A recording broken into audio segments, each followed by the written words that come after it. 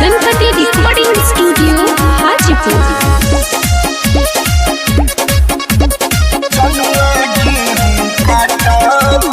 छोट भइल सलवार नहीं देहिया में अटता। छोट भइल सलवार नहीं देहिया में अटता। छोड़ी के चढ़ल जवानी मोर मजनुआ गेहूं काटता। छोड़ी के चढ़ल जवानी मोर मजनुआ गेहूं काटता। कबहू ना से जिया पर सीनावा से सटता।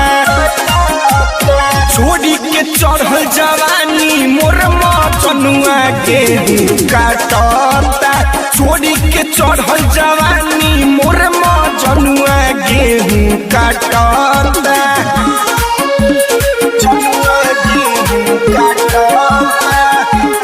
म्यूजिक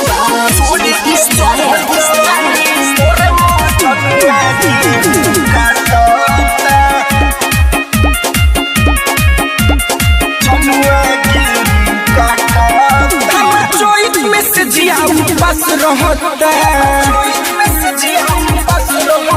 रोजनाया में हर के तलाश रहता।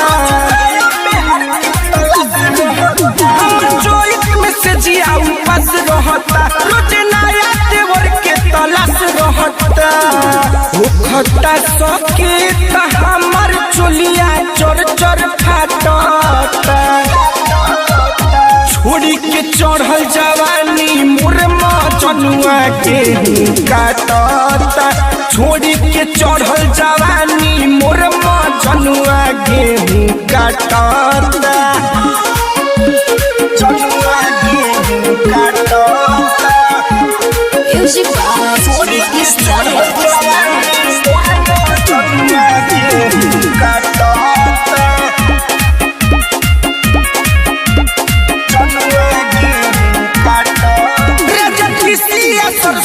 झड़ गइल बा के साड़ी के भाव पूरा बढ़ गइल बा। सरसों तो झड़ गइल बा के सरिया के भाव खूब बढ़ गइल बा। कृष्णा मुरारी मिथल से उठावा के चटता। छोड़ी के चढ़ल जवानी मोर मजनुआ गेहूं काटता। छोड़ी के चढ़ल जवानी मोर मजनुआ गेहूं काटता।